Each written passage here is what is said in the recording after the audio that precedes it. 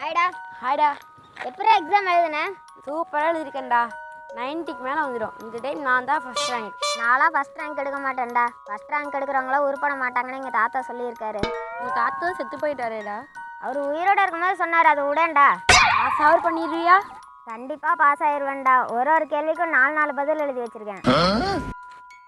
நம்ம மண்டை பற்றியா காலையிலும் தேடுற ஆளவே காணோம்.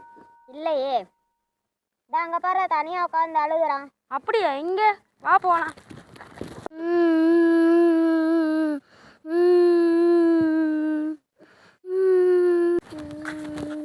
என்னாச்சுடா? ஏன் அழுகுற?